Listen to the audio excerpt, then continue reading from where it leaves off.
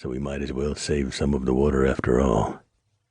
He heard a low, monotonous sound and realized that one of the men was praying. He almost snapped then, almost shouted at the man that prayer wasn't going to do any good, that there was no one to hear it in this desolation.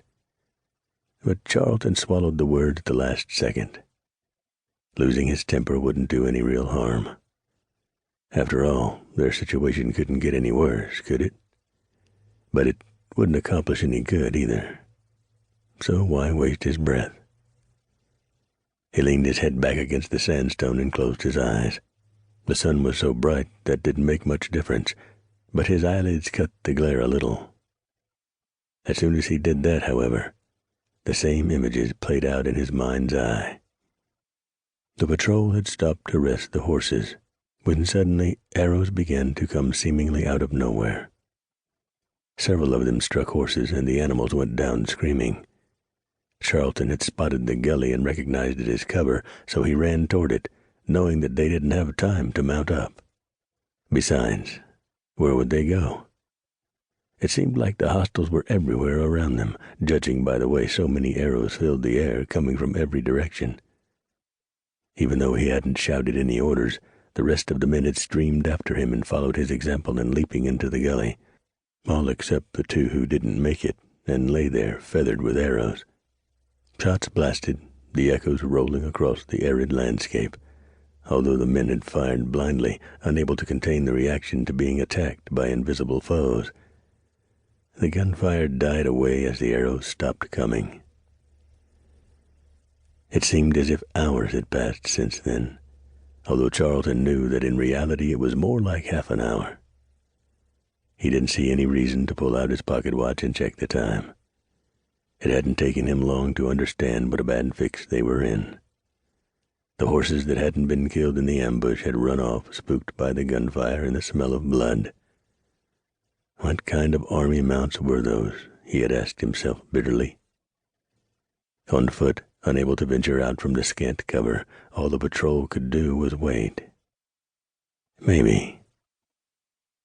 Maybe there would be a miracle. Maybe the Apaches would tire of this standoff and leave. Maybe another patrol would come along. Maybe. With a harsh, incoherent yell, one of the soldiers suddenly scrambled up out of the gully and sprinted across the flats. Another man cried, "Come back here, you fool!" The running man jerked his head around and called over his shoulder, "I'll get the horse." An ugly guttural sound interrupted that declaration of vain hope as an arrow skewered the man's neck from right to left. He stumbled, twisted, turned all the way around so he was facing back toward the gully. Crouched there, the men saw the torrent of blood that flooded from the soldier's open mouth. Another arrow struck him from behind and drove all the way through his body, so the flint head erupted from his chest. That was wasteful. The neck wound was already fatal.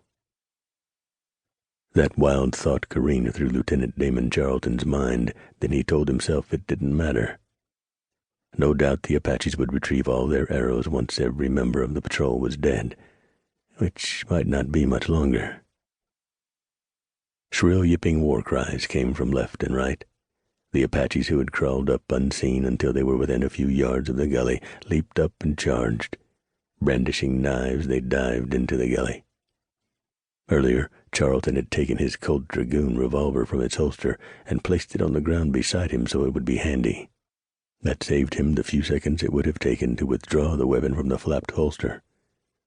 He dropped the canteen, snatched up the Dragoon, and eared back the hammer. With the blood thundering through his veins, he didn't even notice the Dragoon's cumbersome weight as he aimed it at the closest Apache and pulled the trigger. The cap and ball's heavy boom hammered Charlton's ears. Powder smoke gushed from the muzzle, and for a second he couldn't see the charging Indian. Then the view cleared enough for him to spot the Apache, stumbling as blood welled from the hole in the middle of his chest.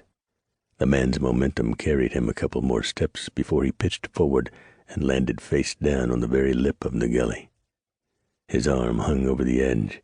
His hand still clutched the knife he'd intended to bury in Charlton's flesh.